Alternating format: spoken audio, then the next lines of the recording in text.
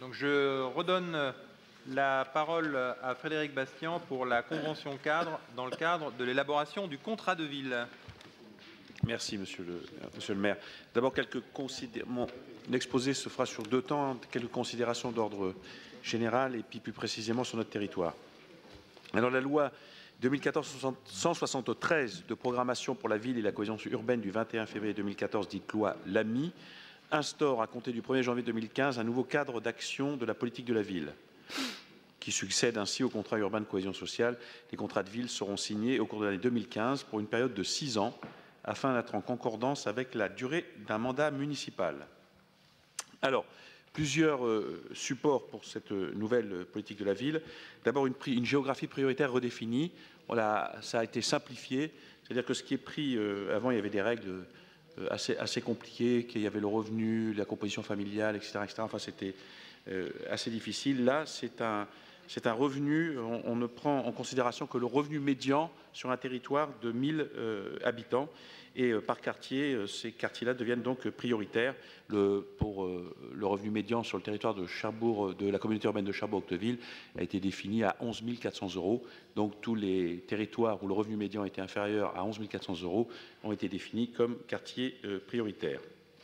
Alors, au-delà des quartiers prioritaires, on a aussi la notion de quartier vécu, c'est-à-dire qu'il y a un certain nombre d'équipements qui peuvent être utilisés par des habitants des quartiers prioritaires. Donc, c'est ce qu'on appelle les quartiers vécus, parce que ces structures sont en dehors du quartier prioritaire, mais ont une incidence sur la vie des habitants du quartier prioritaire. Et enfin, il y a aussi les territoires qui, jusqu'alors, bénéficiaient de la politique de la ville et qui, selon les nouvelles règles, en ont été exclus. Ils pourront tout à fait être intégrés dans cette politique de la ville dans le cadre de quartiers dits de veille. Alors, il y a un cadre d'intervention qui a été restructuré aussi, puisque la loi du 30 juillet 2014 s'articulera autour de 3 piliers d'intervention de la nouvelle politique de la ville: la cohésion sociale, le cadre de vie et le renouvellement urbain, l'emploi et le développement économique. De plus, au regard des événements qui se sont passés au mois de janvier 2015, il est envisagé d'ajouter un axe citoyenneté et promotion des valeurs de la République. Donc 3 piliers: un pilier cohésion sociale, un pilier cadre de vie et renouvellement urbain, un pilier développement de l'activité économique et de l'emploi. Enfin, aussi une réorientation des moyens dédiés. Le contrat de ville doit avoir pour objectif la mobilisation du droit commun de l'État, des collectivités territoriales et des autres partenaires au bénéfice de la population résidant dans les quartiers politiques de la ville. Donc, pour chaque enjeu identifié dans le cadre du contrat, les partenaires devront en premier lieu s'engager sur leurs compétences propres. Ce n'est qu'après l'optimisation des moyens de droit commun que les crédits spécifiques pourront être mobilisés. Enfin, il y a un partenariat qui est renouvelé et piloté à l'échelle intercommunale, incluant la participation des habitants. Et la participation des habitants à la co-construction du contrat et à son pilotage par l'intermédiaire de conseils citoyens est un principe fort de la nouvelle politique de la ville. Ils sont créés dans chacun des quartiers prioritaires et ils doivent garantir la représentation des habitants dans les instances du contrat de ville et permettre aux habitants de devenir acteurs à part entière de l'élaboration et du suivi du contrat de ville. Alors, sur l'agglomération charbourgeoise, ça donne quoi ? Alors, le pilotage de cette politique de la ville est fait par la communauté urbaine de Cherbourg, représentée par sa vice-présidente, ici présente, Claudie Lenoy. Et dans la mesure où les 3 quartiers, le seuil médian de revenus retenu, je vous le disais tout à l'heure, est de 11 400 €. Donc les 3 quartiers qui ont été retenus sont 3 quartiers de la ville de Cherbourg-Octeville.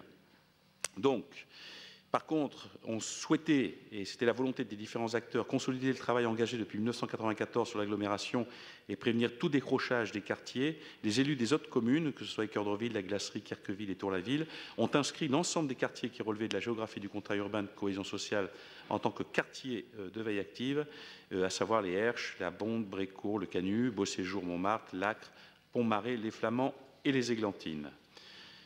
Le travail d'élaboration des annexes thématiques est confié à des groupes de travail multipartenariaux qui sont chargés de définir des orientations stratégiques et objectifs opérationnels pour la durée du contrat, ainsi que le plan d'action annuel de mise en œuvre. Donc il y a 6 groupes de travail.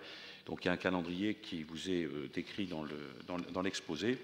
Et pour mémoire, donc on a mis en place le premier conseil citoyen de manière expérimentale sur le quartier Charcos-Panel, les Fourches, au mois de décembre.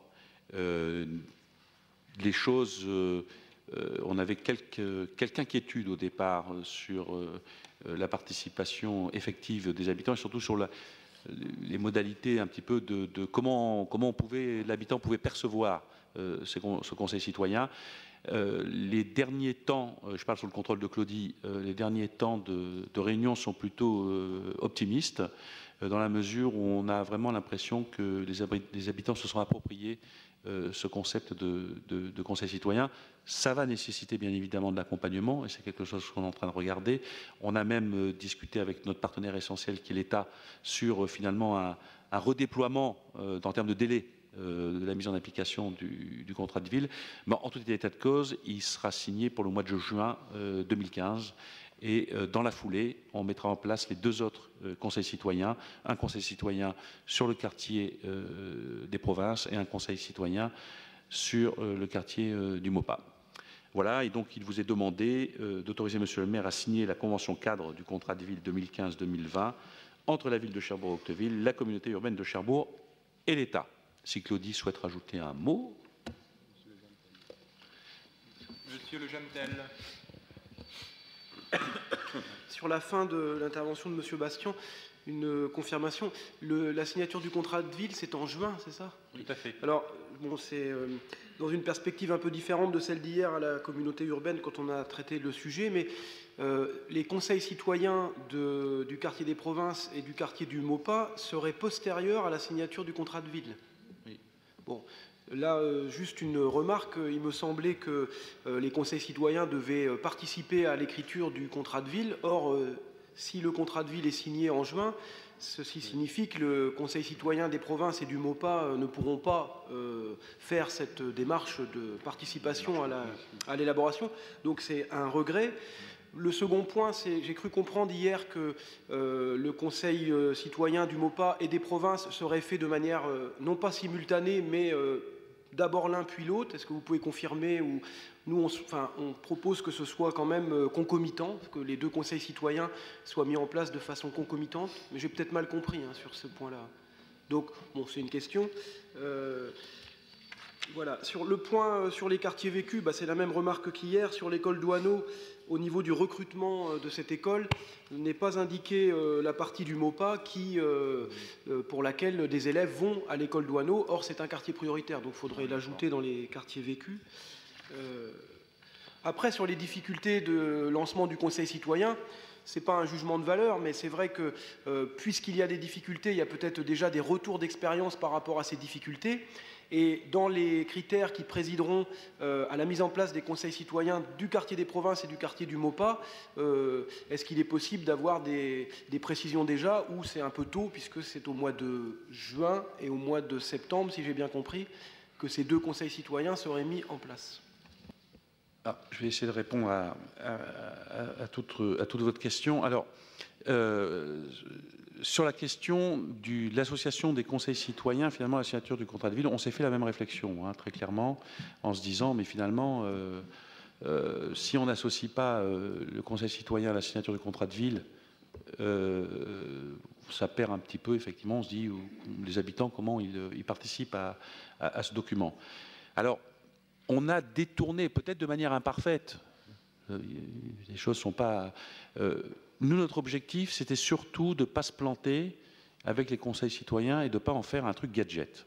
C'est-à-dire qu'on a vraiment dit ça à l'État en disant, attention, ne mettez pas une pression trop forte, parce que sinon, on va encore passer à côté du sujet en voulant faire participer les habitants à quelque chose où il faut du temps pour qu'ils s'approprient les enjeux, où il faut du temps pour qu'ils s'approprient finalement quelquefois des terminologies, des termes que l'on peut utiliser qui ne sont pas forcément compréhensibles pour tout le monde. Donc, on a, nous, plutôt privilégié la pédagogie et puis de prendre son temps. C'est pour ça qu'on a souhaité que la constitution des conseils citoyens fasse partie d'un axe du contrat de ville. C'est-à-dire que au tout début, et Claudie, tu me corriges surtout si je dis, au tout début, les conseils citoyens devaient être inclus et participer à la signature du contrat de ville. Et ça a été modifié. Parce que justement, il y a eu des remontées de tous les territoires en disant attention, l'appropriation par les citoyens ne se fait pas aussi facilement que ça, et en plus de ça, difficulté de recruter, difficulté d'explication, difficulté d'expliquer. Par exemple, à Cherbourg-Octeville, on a une tradition avec les conseils de quartier, conseils citoyens, la nuance, la différence, les mêmes, pas les mêmes, etc. etc. Donc c'était quelque chose de compliqué. Alors, on fait quand même participer des citoyens, et notamment sur les deux autres axes du contrat de ville qui concernent le MOPA et les provinces, mais par le secteur associatif qui est, c'est ça, hein, Claudie, hein, et vas-y. Ah, c'est bon, je ne dis pas de bêtises. Oui, par le secteur associatif et par on va dire les personnes qui sont impliquées sur le territoire. Pas au sens, effectivement, du conseil citoyen installé, qui est un des objectifs du contrat de ville. Donc voilà, bon, je crois qu'effectivement, on a eu des contraintes de temps, et encore, on a réussi, en discutant avec l'État, qui est de ce point de vue-là, en tout cas en la personne du sous-préfet, un partenaire exemplaire, puisqu'il a bien entendu nos préoccupations et nos craintes par rapport à la participation des habitants à ce contrat de ville et plus largement à la politique de la ville. Et on arrive à quelque chose qui, à mon avis, va quand même donner des résultats souhaités pour notre territoire, avec la constitution de conseils citoyens qui seront en place et la signature du contrat de ville dans des délais qui nous ont été impartis. Claudie, si tu souhaites compléter mon propos. Et puis il faut savoir aussi que le contrat de ville n'est pas quelque chose de figé. Il fait l'objet d'évolutions annuelles, de bilans en continu, qui fait que même si les axes, et les axes ils sont partagés par tout le monde, donc on n'a aucun doute, ensuite dans la déclinaison du plan d'action, il y a des choses qui seront sans doute revues, justement parce que ça correspondra à des demandes, des nouvelles demandes des habitants dans le cadre des conseils citoyens, ou alors il y en a d'autres qui seront abandonnées parce qu'elles ne correspondront pas à ces attentes. Monsieur Le Jamtel, je vous redonne la parole, et puis après je donne la parole à Monsieur Bourdon. Donc, sur la technicité du dispositif, elle est incontestable. Malgré le différend que nous avons là-dessus, elle a conduit la communauté urbaine à faire un appel à une maîtrise d'ouvrage, notamment avec cet argument de la technicité et de la difficulté pour les personnels de la CUC, ou en tout cas un manque de temps pour pouvoir mener à bien cette mise en place. Mais il n'en reste pas moins que, même si c'est très technique et si on peut considérer que c'est compliqué d'associer des citoyens à la définition notamment du diagnostic de la partie contrat de territoire, enfin de la partie contrat de ville, pardon, bien, il y a quand même parfois des dispositifs qui permettent de recueillir un certain nombre d'éléments. Je reviens sur ce qu'on a distribué tout à l'heure, c'est-à-dire que là, c'était très simple à faire sur le crayon qui était donné par rapport au forum, et on a vu qu'il y avait plein d'idées qui étaient données par rapport à ce sujet-là. Si je prends le quartier Charcos-Panel, qui a été choisi comme quartier pour mettre en place, on lit dans le document qu'il n'y a qu'une épicerie et un tabac journaux dans la partie basse du quartier. Les logements sociaux sont généralement anciens, sont énergivores et le taux de vacances est important. Bon, ça, c'est un diagnostic qui est partagé par tous. Est-ce qu'il n'y a pas quand même des façons de recueillir un certain nombre de souhaits de la part des habitants sans que ce soit des dispositifs trop lourds? Ça ne dit pas ce que serait le fonctionnement des conseils citoyens, parce que ça doit être dans la durée, ça ne peut pas simplement être sous forme de questions et les gens donnent un point de vue. Enfin, bien sûr, je partage la notion du temps, que ça demande du temps et qu'il faut mieux mettre en place des conseils citoyens qui soient pérennes, qui permettent de créer de la vraie participation citoyenne dans la durée. Mais il y a une partie qui est importante, qui est celle du diagnostic de ce qui manque et de ce que les crédits de droit commun n'apportent pas comme réponse au jour d'aujourd'hui. Et c'est là que les crédits spécifiques sont appelés pour pouvoir mettre en place des initiatives, que ce soit sur l'emploi, sur la santé, sur le logement, sur tout un tas de choses.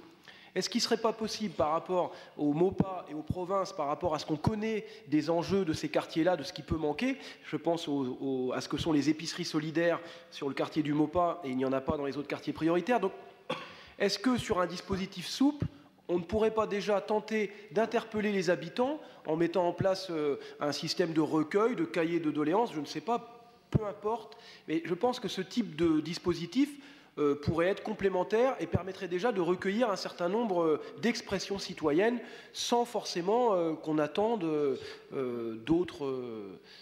sans qu'on attende, quoi, voilà. D'accord. Madame Launois va répondre plus particulièrement à cette question, sachant que la gouvernance globale du contrat de ville, donc, est pilotée par la communauté urbaine. Merci, Monsieur le maire. Pour apporter effectivement quelques éléments de réponse qu'on a très rapidement abordés au Conseil communautaire effectivement hier soir. Le premier point, c'est qu'effectivement, on peut constater que la ville de Cherbourg et la CUC sont au même niveau d'information, de renseignement et de vision stratégique pour les conseils citoyens, parce que je suis intervenue dans les mêmes termes hier soir également sur cette question. Sur les enjeux techniques de l'élaboration des conseils citoyens, effectivement, ils existent, mais le point le plus important et le plus compliqué, effectivement, c'est davantage, à mon sens, la question du temps d'appréhension des conseils citoyens et d'investissement des habitants dans ces dispositifs. Donc ça, c'est un premier point.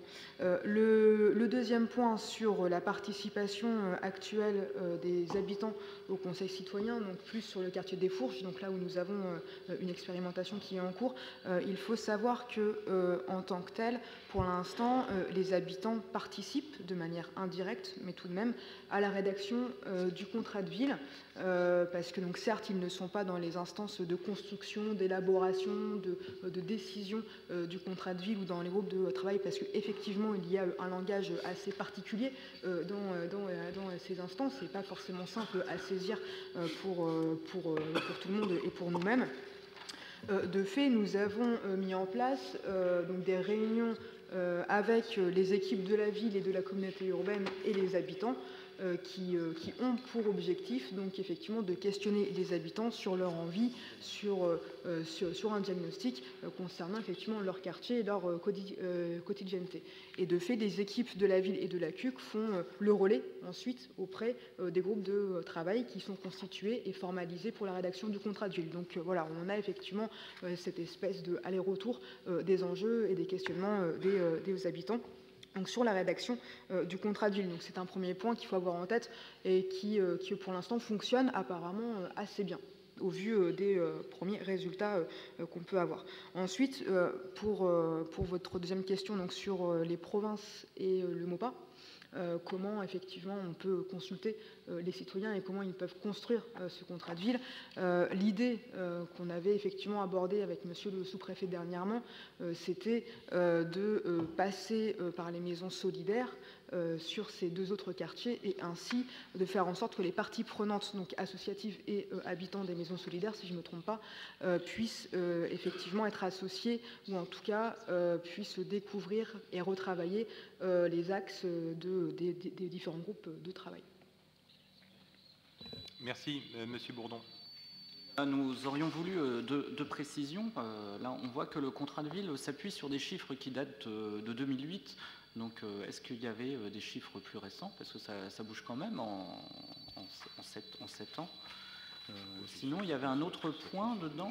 J'ai l'impression que les habitants du centre-ville sont oubliés de ce contrat de ville. Donc, est-ce que c'est le cas ou est-ce qu'ils intègrent un autre contrat, un autre type d'aide voilà. Le contrat de ville, il s'intègre dans le cadre de la politique de la ville et il cerne par la méthode du carroyage. C'est pas 2008, hein, à mon avis, c'est au moins 2010, voire page 8, vous avez sourcing C sur les 2008. Sur les revenus par unité de consommation. Sur les donc. Non, mais peut-être que l'INSEE n'a pas d'autres chiffres. Oui. Mais bon. Ceci dit, juste quelques éléments, mais Frédéric Bastian l'a dit, donc c'est bien un carroyage qui s'opère au niveau des revenus médians par unité de consommation, par ménage on pourrait dire, d'une certaine façon. Et à titre d'exemple, donc le revenu médian de la communauté urbaine est 18 492 € et celui qui a été retenu pour être éligible, c'est 60% du revenu médian, soit 11 400 € dont on a cité. Sur le quartier des provinces, le revenu médian est de 8 800 €, et ça concerne 6 350 habitants. Sur le MOPA à Brèche-du-Bois, le revenu médian est de 10 100 € et ça concerne 1830 habitants. Et enfin, sur les Fourches Charcos-Panel, le revenu médian est de 11 100 € et ça concerne 1250 habitants. Pour être éligible à la politique de la ville, il faut qu'il y ait au minimum une unité, un agrégat de 1000 personnes. Donc, ça ne veut pas dire qu'il n'y a pas de poche de pauvreté en centre-ville, mais on n'a pas une concentration. On n'a pas une concentration. Alors, ce qui n'empêche pas non plus de décliner dans d'autres champs nos politiques sociales, bien évidemment. Mais est-ce qu'il y a quelque chose de prévu donc, pour ces... Pas au titre de la politique de la ville, pas au titre de la politique de la ville, au titre du droit commun. Du droit commun, voilà, tout à fait. Le CCAS est présent dans le centre-ville et bien évidemment, toutes les personnes qui sont en situation de précarité dans le centre-ville bénéficient des dispositifs de droit commun, mais ne peuvent pas être intégrés dans le cadre de la politique de la ville pour les raisons exprimées par Monsieur le maire, qu'il faut 1000 personnes qui... En fait, c'est une sorte de retour sur investissement, non? Si vous voulez que ça prenne en compte une... Non, mais puisque tout à l'heure, vous parliez qu'en politique sociale, on n'avait pas besoin de compter. Hein, c'est vrai que je pense qu'il y a vraiment des efforts à faire, des choses à faire. Mais là, ça veut dire que des personnes qui sont, disons, quelques personnes qui sont au milieu d'un quartier riche ne profitent pas de certaines aides qui sont comprises dans ce contrat de ville. Alors.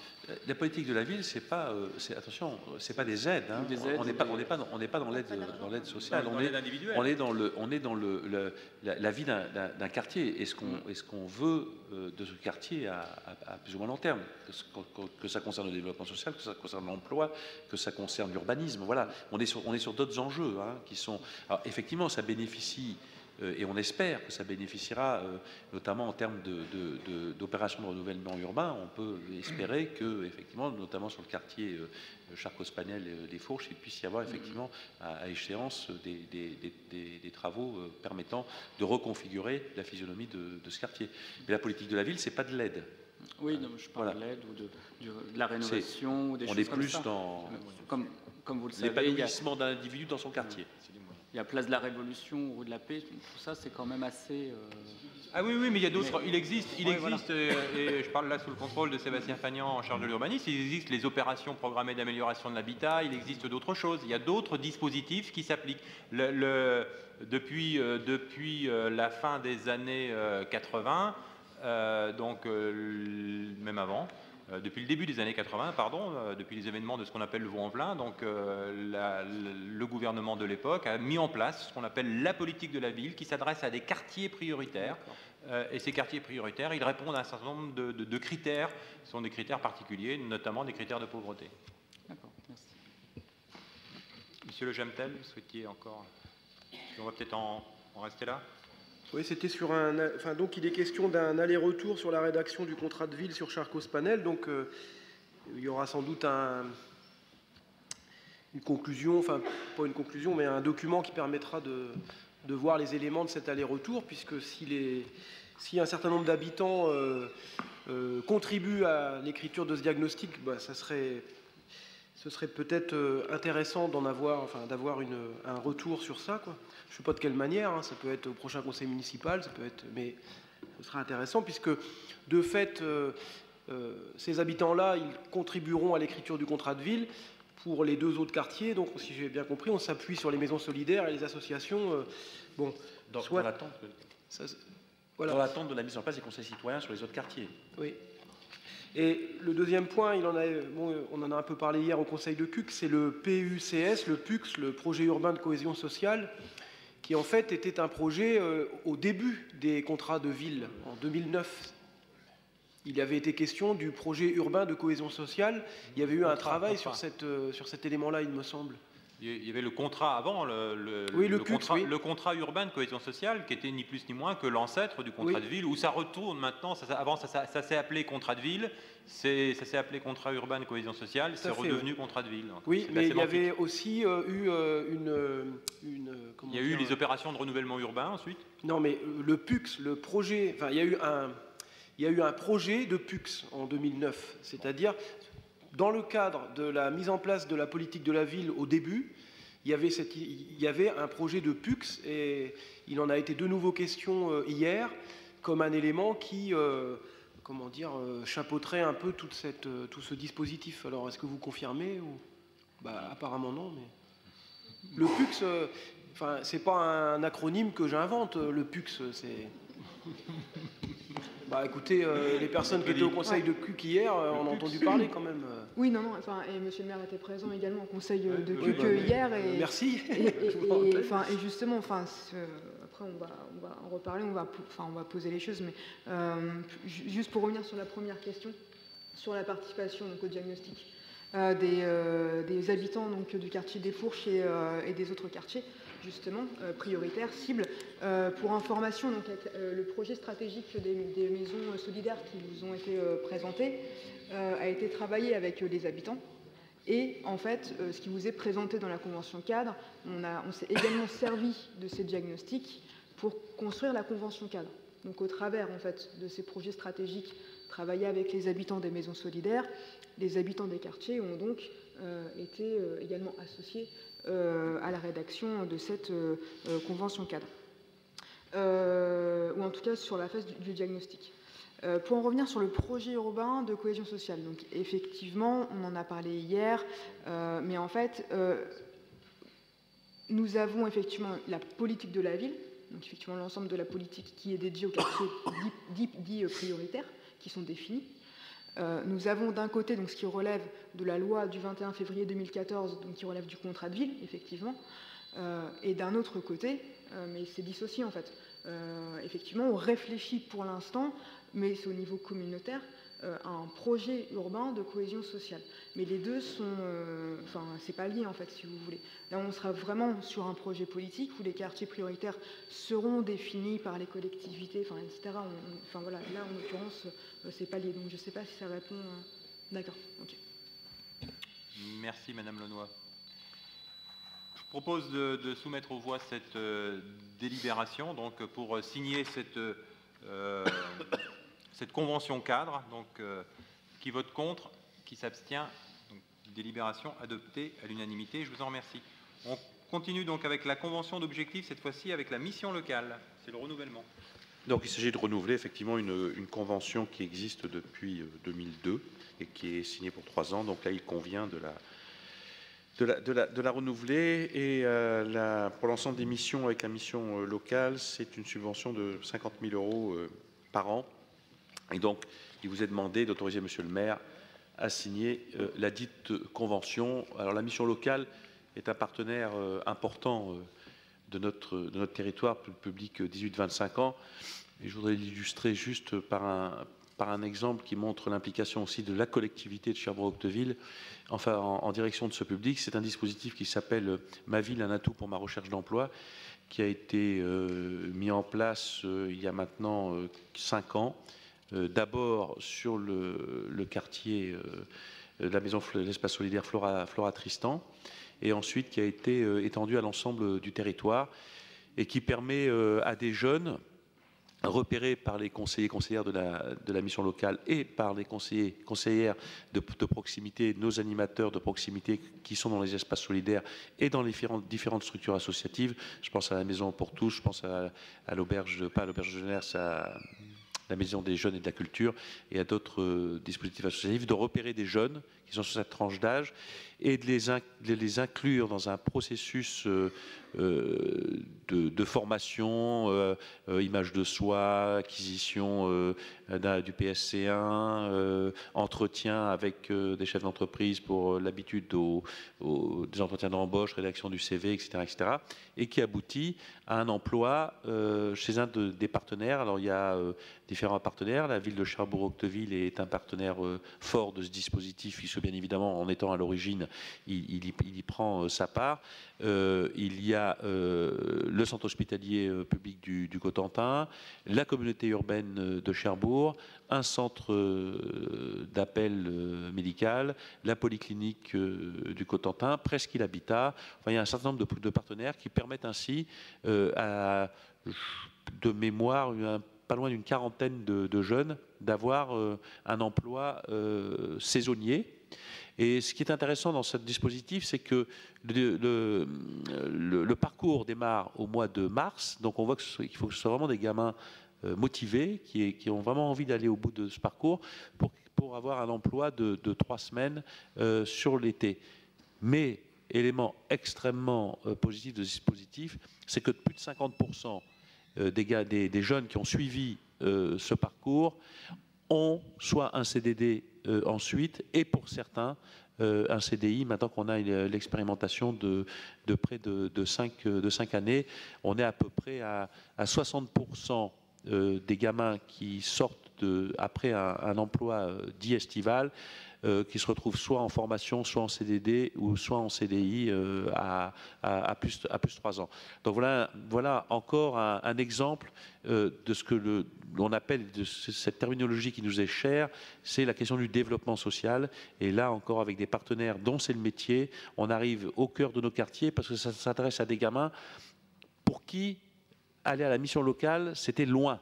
Et c'est bien ça qu'il faut avoir à l'esprit. C'est-à-dire que ce sont des gamins qui ne connaissaient pas la mission locale, qui n'étaient jamais allés parce que c'était trop loin de là où ils habitaient. Et donc, cette externalisation de la mission locale au sein de nos quartiers, dans nos espaces solidaires, en proximité immédiate de ces jeunes, a permis effectivement à un certain nombre de jeunes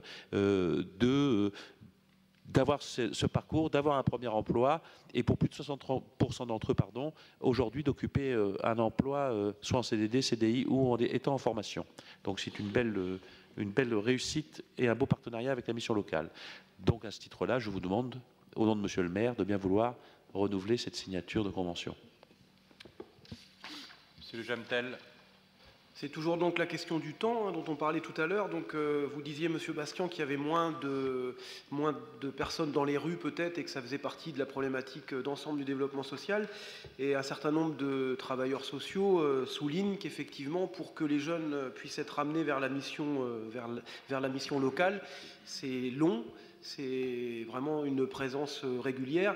Et dans cette problématique du nombre d'adultes présents, dont le travail s'exerce notamment dans les quartiers, dans les rues, il y a peut-être à regarder faire un état des lieux, quoi.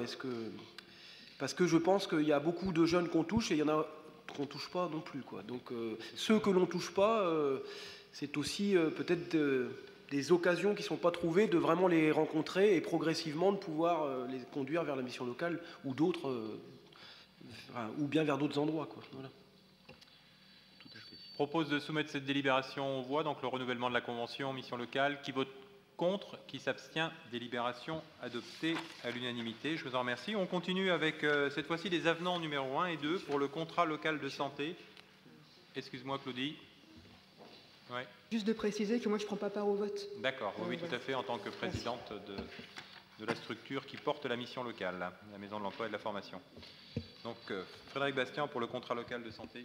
Bon, honnêtement, je ne vais pas vous lire, là je vous demande, vous avez eu la lecture, je vous propose qu'on passe au vote, avant que vous ayez des questions précises sur ce plan. Il s'agit des avenants et des actions qu'on met en œuvre dans le cadre du contrat local de santé, qui ont été même adoptés. Donc, voilà. Voilà, donc on passe rapidement. On avait adopté lors de notre précédent conseil le contrat local de santé. Madame Varenne, vous aviez une question particulière? C'est bon. Merci, Monsieur le maire. Donc en fait, dans cette délibération, donc le contrat local de santé, c'est dans le tableau donc on a à la fin tous les chapitres répertoriés. On aimerait bien quand même, dans le chapitre donc améliorer l'accès aux soins de premier secours, lorsque vous écrivez « Créer un pôle de santé libéral et ambulatoire au centre-ville de Cherbourg », on aimerait donc aussi voir la suggestion de la création d'un pôle de santé public. Ouais.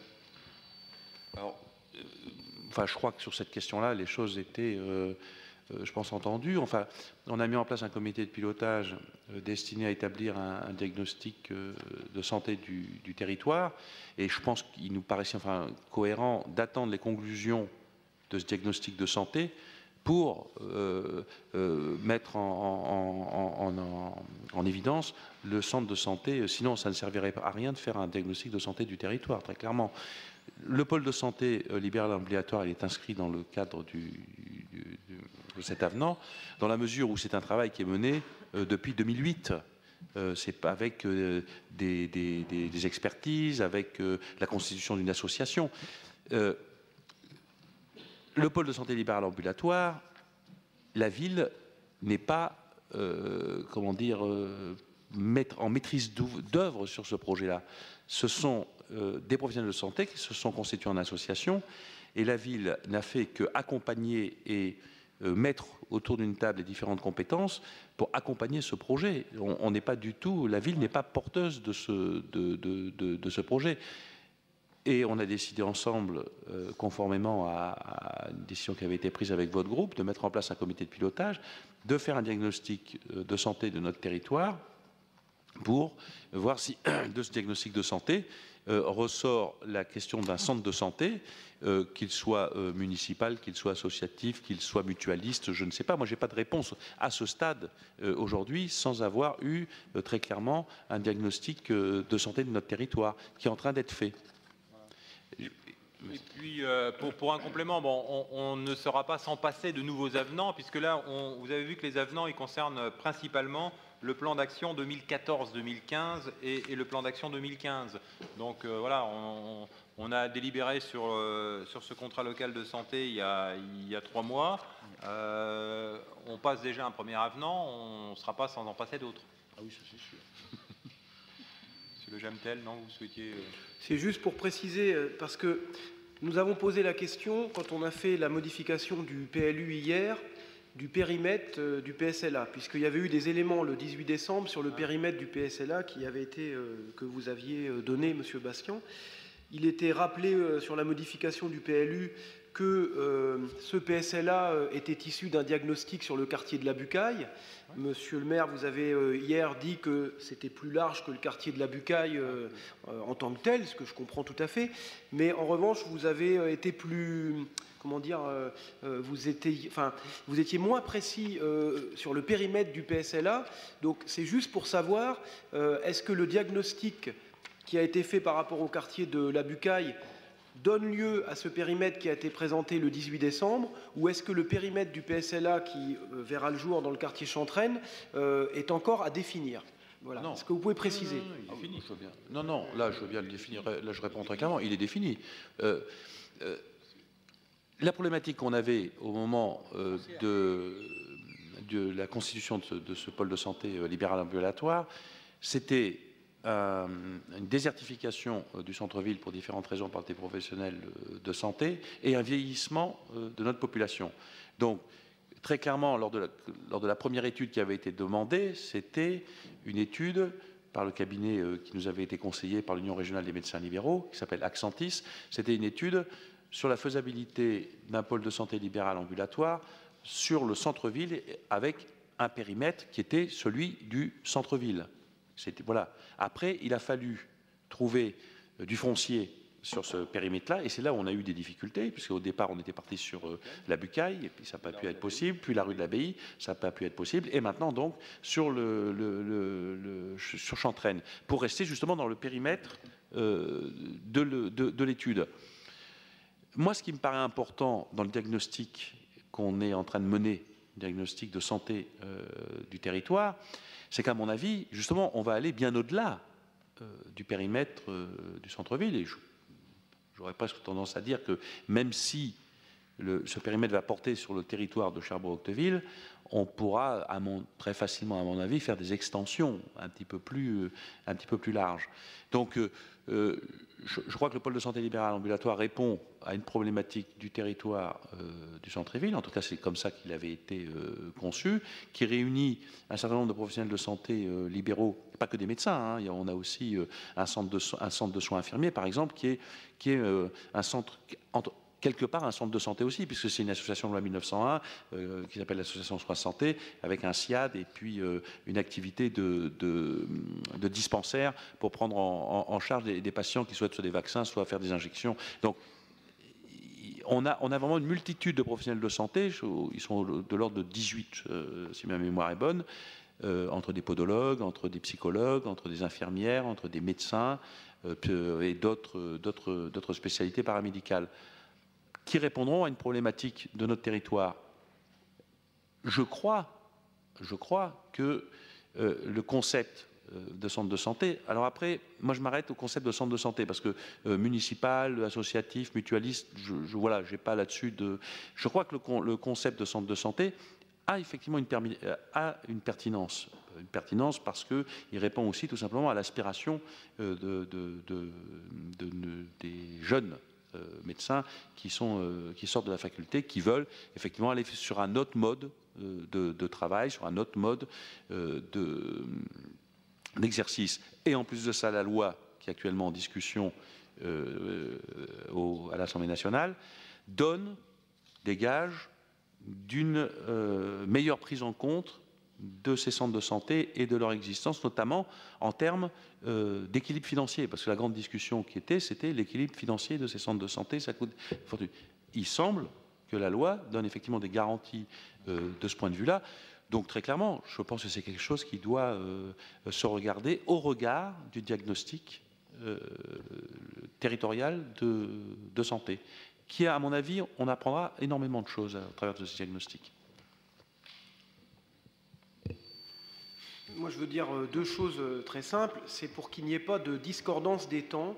Par exemple, j'étais parti tout à l'heure, mais ce qui est dit sur la résidence Jean Levallois, on ne le partage pas, mais on le récuse. C'est-à-dire qu'il n'y a pas d'argument d'autorité par rapport au fait que la résidence Jean Levallois, ça coûterait une fortune de la réhabiliter. Ce n'est pas du tout une position de principe, mais si on prend le cas de l'hôpital de 40 ans, et si on prend le coût au mètre carré de ce qui a été la rénovation et l'extension de l'hôpital de 40 ans, on n'est pas du tout dans les éléments chiffrés qui sont donnés, par exemple, par monsieur Le Reculé. Donc, je parle de discordance des temps parce qu'on est face à une situation à Pasteur qui est compliquée. Donc, il est évident que par rapport à un lieu stratégique comme celui de la résidence Jean Levallois, ça reprend, c'est un élément qui est central. Donc, je parle de discordance des temps parce que nous ne voudrions pas qu'il y ait sur le plan temporel le diagnostic comme il est en train d'être mené, et là je partage ce que vous venez de dire, c'est-à-dire qu'il donnera un certain nombre d'éléments dont on ne pense pas, vis-à-vis desquels on n'a pas forcément tous les éléments en tête en ce moment. Mais si je parle du périmètre du PSLA, c'est que lors du 18 décembre, c'est vrai que ça nous semblait un périmètre très important, très ambitieux. Voilà, donc c'est tout.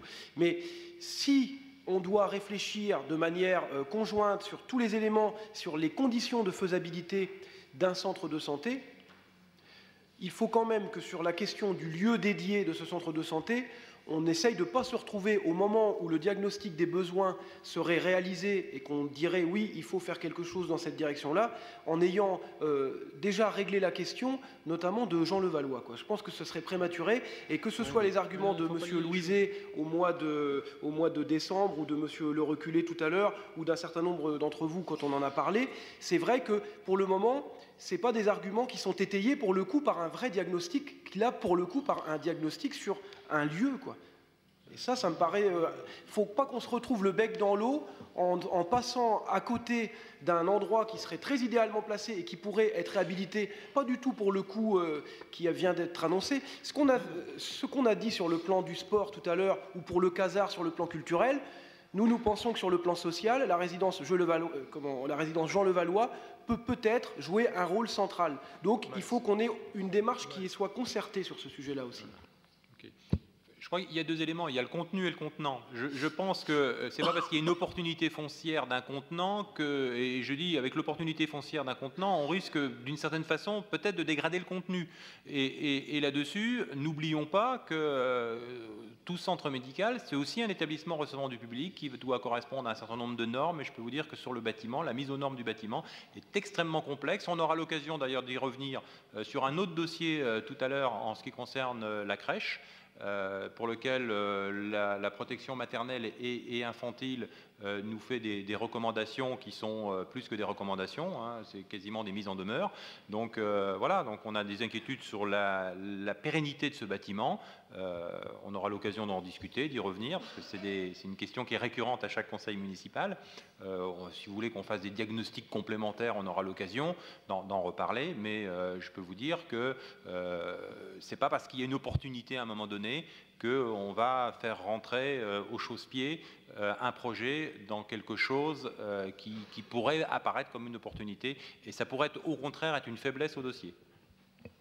Moi, je partage l'avis vraiment là de Monsieur le maire, parce que je pense qu'avec ce diagnostic de santé de notre territoire, on va peut-être s'apercevoir que la problématique peut se déplacer et qu'il vaut peut-être mieux que ce type de centre de santé soit plutôt à cheval entre Équeurdreville et Cherbourg-Octeville. Vous voyez, moi, je ne suis pas convaincu que, en désignant d'emblée l'endroit, on réponde à la problématique de santé de nos concitoyens. Je pense que c'est là qu'il faut, à mon avis, faire attention.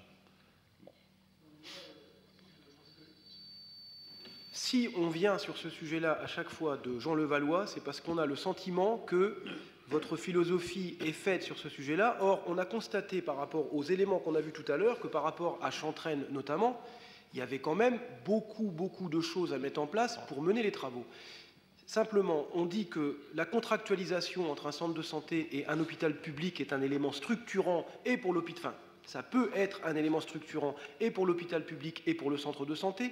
Si on parle de la liaison entre le quartier Est et le quartier Ouest, le débat sur la passerelle, la ZAC des bassins, je rappelle que la résidence Jean Levallois était un premier élément de liaison entre l'Est et l'Ouest. Donc, voilà, je suis tout à fait convaincu que c'est complexe, mais ce sont des problèmes. Je pense que ce lieu est au carrefour d'un certain nombre de problématiques qui sont quand même à regarder de près, et on ne peut pas, enfin, on n'épuise pas le sujet en disant c'est une folie, ça coûterait trop cher au mètre carré. Non, parce qu'il y a eu de fait une étude de fait sur la réhabilitation de la résidence Jean Levallois qui coûtait cher, mais parce que c'était pour la transformer en bureau, c'était pour transformer en bureau, et donc on s'en prenait aux murs porteurs. Or, ce ne serait pas forcément le cas dans le cadre d'un centre de santé, et la problématique de la crèche que nous verrons tout à l'heure est aussi différente. Donc, je pense que on doit être très volontariste sur ce qu'on va faire de cet endroit-là, quitte à terminer par dire on ne peut rien faire parce que c'est trop cher, mais on ne peut pas se contenter de s'appuyer sur des éléments trop éparpillés comme ça, quoi. Voilà. Ok, bon. Parfait. Je propose de mettre aux voix donc, cette délibération donc, sur les avenants au contrat local de santé. Qui s'abstient? Qui vote contre? Décision adoptée à l'unanimité. Délibération importante, donc la charte de l'égalité homme-femme, donc la charte européenne. Frédéric. Oui, délibération importante puisque Monsieur le maire a signé cette charte durant le festival Femmes dans la ville, qui aura été d'ailleurs une très belle édition cette année, avec deux parrains, une marraine et un parrain prestigieux, qui ont contribué à faire connaître ce festival bien au-delà de nos frontières régionales, mais y compris de nos frontières nationales, ce qui est plutôt très prometteur pour l'avenir de ce festival, qui se veut aussi le festival de la place de chacun dans la ville et qui occupe une place essentielle dans le cadre de l'animation sociale de notre territoire. Et à cette occasion, effectivement, là, il y a eu la charte de l'égalité femmes-hommes qui a été signée, et donc la collectivité s'engage très clairement en 2015 sur la définition d'un plan d'action et la mise en œuvre d'un plan d'action pour aboutir à cette égalité hommes-femmes. Alors, il y a un certain nombre alors, elle a été signée, cette charte, par 1441 collectivités en Europe et 171 communes en France. Et donc, elle inclut un plan d'action pluriannuel pour une démarche de progression et passe par plusieurs phases. Réalisation d'un diagnostic et recueil des données par sexe et par âge, consultation des municipalités déjà signataires ou ayant réalisé un plan d'action, détermination des priorités locales avec toutes les instances existantes, syndicats, CTP, collectifs d'usagers, mise en place d'un comité de pilotage pour prioriser les actions à réaliser, mise en place d'un comité de suivi afin d'engager l'ensemble des services de la municipalité, un plan de communication, évaluation et suivi. Donc, on s'engage dans une démarche ambitieuse en faveur de l'égalité homme-femme ou femme-homme, comme vous le souhaitez le dire. Voilà. Femme-homme, par ordre alphabétique. Voilà. Comme pour les binômes. Comme pour les binômes, pardon. Voilà. Qui vote contre? Qui s'abstient? Donc délibération adoptée à l'unanimité et je vous en remercie. On termine avec la dernière délibération de M. Frédéric Bastian, l'adhésion à vacances ouvertes. Alors depuis 1999, c'est vrai que la ville de Cherbourg-Octeville mène une action très dynamique en matière de vacances et développe des projets permettant à des familles ou même des personnes seules en situation de précarité de bénéficier d'une semaine de vacances. Et pour mieux répondre aux besoins et aux problématiques exprimées par ces familles, la ville de Cherbourg-Octeville dispose d'un éventail d'outils et de partenaires. En 2014, ce sont près de 100 familles qui ont été accompagnées au départ en vacances. Afin de compléter la participation financière de la Caisse d'allocation familiale à l'accompagnement au départ des familles les plus éloignées d'un départ en vacances, il convient de renouveler l'adhésion de la ville à l'association Vacances Ouvertes à hauteur de 90 € par structure déposant un projet, soit 180 €, puisque la maison François Giroud et la maison Olympe de Gouges ont déposé un projet. Alors ça aussi, c'est là encore, on est dans le cadre vraiment du développement social, puisque dans la palette de propositions qui est faite pour les personnes en situation de précarité de partir en vacances, on a de l'accompagnement physique, avec y compris des agents qui partent une semaine en vacances par exemple à Siouville, où on a un terrain, la collectivité a un terrain de camping, jusqu'à la proposition de vacances individuelles où les gens partent tout seul ou en famille, avec une préparation là aussi en amont. Donc on a vraiment une palette de propositions qui est faite dans ce cadre-là, qui est tout à fait remarquable et qui permet à des familles, et on sait que le fait de partir en vacances est un élément essentiel du bien-être social. Les familles partent dans de bonnes conditions, parce que pour certaines familles, partir en vacances, c'était un petit peu comme certains jeunes des quartiers aller à la mission locale, c'est-à-dire que même pas c'était imaginable. Donc il faut bien se placer dans cette perspective-là, et du coup ces dispositifs permettent à des familles de profiter pleinement d'une semaine ou de 15 jours de vacances. Voilà. Qui vote contre? Qui s'abstient? Délibération adoptée à l'unanimité.